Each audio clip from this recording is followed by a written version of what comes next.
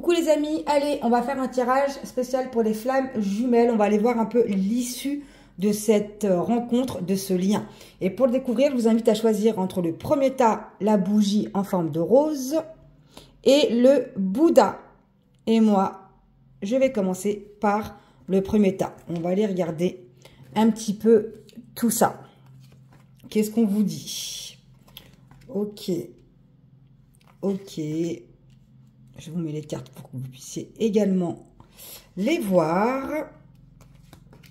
Bon, ici déjà, on vous parle d'une relation où il y a une différence d'âge. Donc, je pense que l'autre, il est plus jeune que vous, d'accord? Vous êtes vraiment dans dans un lien où fuis-moi, je te suis. Dès que vous êtes prête, lui, il fait un pas en arrière et inversement. Il y a vraiment cette sensation où quand l'autre n'est pas là, vous ressentez un vide, un manque et vous êtes dans l'attente. Et quand l'autre il est là, bah, c'est comme si vous aviez une colère envers lui de mettre tant de temps à arriver. C'est comme si vous ressentiez plus rien. Donc du coup, lui, il est vraiment dans cette situation où il hésite. Il hésite à prendre un risque envers vous. Il sait jamais en fait sur quel pied danser. Ok, il a cette envie de venir vous voir. Il a envie d'avoir un rapprochement avec vous, mais il ne sait pas comment s'y prendre. Donc, il y a vraiment cette notion-là d'arrêter ce jeu du chat et de la souris, d'avoir une conversation cœur à cœur avec cette personne-là, afin que vous puissiez vous rapprocher. Pour l'instant, il y a vraiment encore ce lien-là où je suis là, je suis pas là, je veux pas, je sais pas, j'ai envie, mais j'hésite, je sais pas quelle direction prendre, je sais pas ce que ça va donner avec toi, est-ce que ça vaut le coup de prendre des risques? C'est comme si dans votre relation, il y avait quelque chose qui allait engendrer énormément, que ça allait venir vraiment toucher un peu votre sphère peut-être familiale, amicale, même voire professionnelle. Donc, il y a quand même une réticence à ce niveau-là de cette personne. Pourtant, l'envie est là, les sentiments sont là, mais il y a vraiment ce côté-là où il est compliqué aussi bien l'un que pour l'autre d'aller gérer son état émotionnel. Donc, on vous demande vraiment de souffler, de faire le point, d'aller vraiment éclaircir cette situation afin de trouver un compromis tous les deux. Et on va aller regarder pour les personnes qui ont choisi le deuxième tas avec le Bouddha. Et ici, on vous parle. Ok, bon, déjà c'est une personne qui a peur de l'engagement, d'accord? Elle a vraiment peur de s'engager.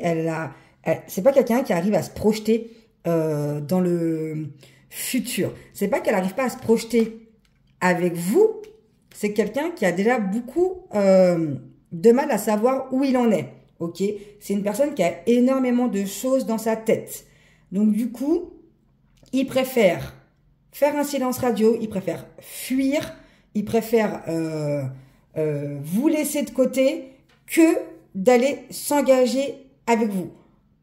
Pourtant, le manque, il est là. Il pense énormément à vous. Il a que vous en tête. Il a envie de s'excuser.